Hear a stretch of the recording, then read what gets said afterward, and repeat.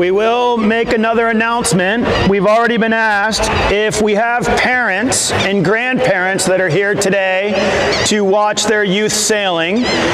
Charleston Race Week will put the video feed up on YouTube TV later on. And we just want to tell you a quick story. We have a dad, Shane, and a grandfather, Stephen, Poppy, who are here to watch their son, Sam, out here in the Pro-Am. So this is really going to be a fantastic, 30, 45, maybe 1 hour of sailing. So again, grab a drink, make your way out to the pier, and enjoy this spectacular evening of sailing here at Charleston Race Week. Thank you very much. What a job. Great announcer. You did good. Does this go live if I talk because Randy's coming? I've got this muted, but I'm sure Randy's got all the. Am I talking out there right now? Well, when you're muted, you're not. I'm not. Thank you. I just don't, because I'm sure Randy's got all the details. So we got to get him back to you. We need to come back here. Well, I know he's on the phone, so maybe I'm sure he saw us talking. I saw you talking.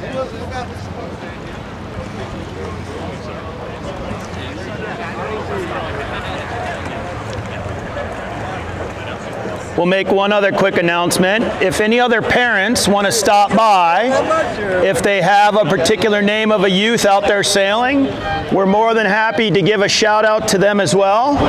As we said, we already know that Sam's out there sailing and his dad and grandfather are here to watch. The sequence has just started, so please make your way out to the pier and we'll get going with some introductions. Randy from Charleston Race Week is walking up right now, and I'm sure he has a few things to say. You're live. It's unmuted. Okay, so I thought we should know who's in which boat. So in boat number 9, we have Terry Hutchinson. Really close, or it doesn't broadcast. Yeah. Boat number 8 is Paris Henkin. Boat number 7, Leandro Pina. Number 4 is Connor Bluen. Number 11 is Corey Sertle. Number 10 is Zach Clayton. And number 5 is Travis Odenbach. We're going to do, first race will be twice around. And then we'll take a brief break and do race number 2.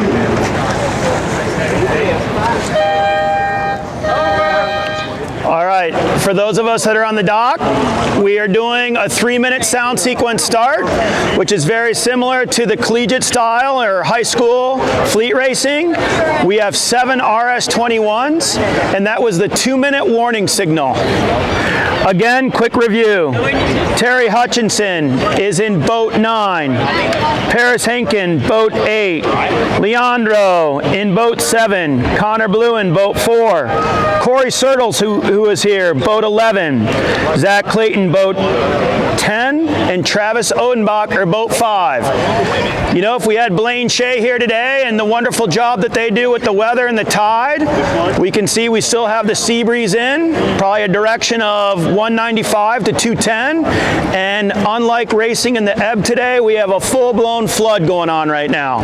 So you can come out and look at the race course and offer your own opinion.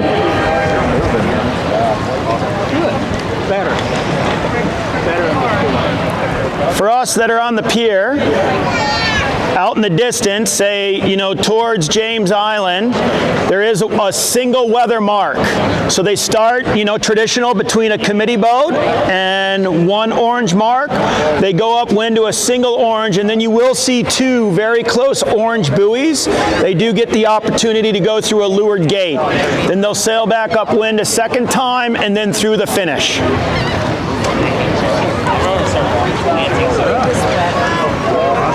Obviously, with the water movement, everyone likes the weather end here, stacked up well by the committee boat.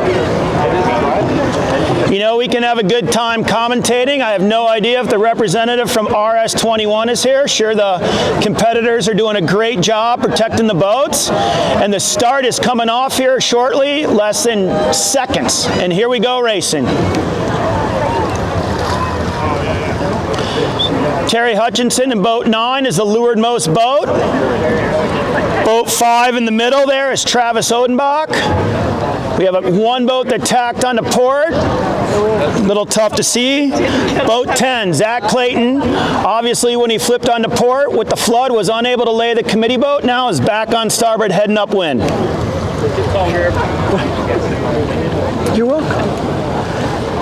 You know, it's really cool as we also see that we have some younger sailors making their way out here. I'll give a shout out. I know I've got friends in the crowd, and we've got phenomenal youth sailors who made a history in youth sailing. I know Bill Hardesty's up on the beach. I know Taylor Canfield's up on the beach. I know there's a wonderful amateur sailor up there as well, Will Holtz. All of you should make your way out here. Pro sailor Mike Buckley, come on out here and support this again. We've got 15, 16 youth from the local schools out here sailing with some top professionals, having a great time. Please come support the event.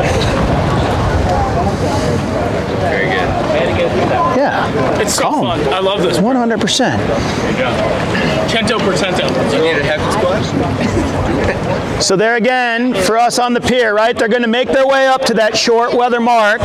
They'll round that to port, sail downwind, which with the flood tide, they'll get to the leeward gate very, very quickly. They will go through the leeward gate and sail back upwind a second time before coming to the finish.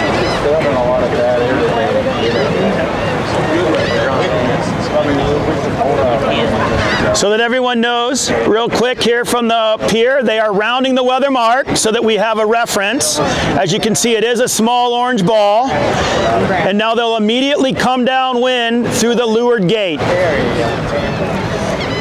And as we said, this will be a very short, quick downwind with the flood. Who's leading around the top?